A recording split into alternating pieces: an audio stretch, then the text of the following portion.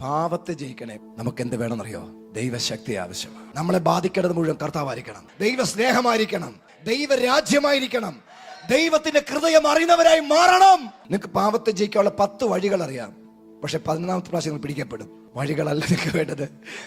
ജ്ഞാനമൊക്കെ കിട്ടുന്ന നല്ലതാണ്, പക്ഷെ അതിന്റെ മേളിൽ ദൈവശക്തി ആവശ്യമാണ്. ദൈവത്തിന്റെ വചനത്തിൽ കൂടെ ഭയങ്കര വെളിപ്പാടുകൾ നിങ്ങൾ കേട്ടെന്ന് വരാം. പക്ഷെ നിങ്ങൾ വെളിപ്പാടുകൾ കേട്ട് ഓടുവല്ല ചെയ്യേണ്ടത്. ആ വെളിപ്പാടുകളെ പിമ്പി നിൽക്കുന്ന ദൈവശക്തിയെ സ്വീകരിക്കണം. പാപത്തെ ജയിക്കാൻ എന്ത് വേണം? ആ ശക്തി വന്നാൽ നീ അറിയാതെ ജയിച്ചു കയറി വരും. നിനക്ക് കടക്കാൻ പറ്റില്ല, നീ ജയിക്കും. വലിയ മർമ്മങ്ങൾ, ആത്മീയ രഹസ്യങ്ങളൊന്നും അറിയത്തില്ലേലും ദൈവശക്തി നിന്നിൽ വന്നു തുടങ്ങുമ്പോൾ നീ അറിയാതെ അതിനെ ജയിച്ചു തുടങ്ങും.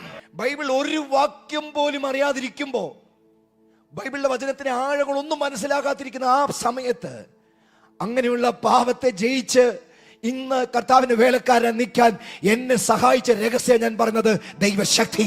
നിനക്ക് ജയിക്കാൻ പറ്റാത്ത ഏത് വിഷയമാണേലും അതിൽ നിന്നെ ജയിപ്പിക്കുന്ന ദൈവശക്തിയുടെ വ്യാപാരം റിസീവ് ചെയ്താട്ടെ.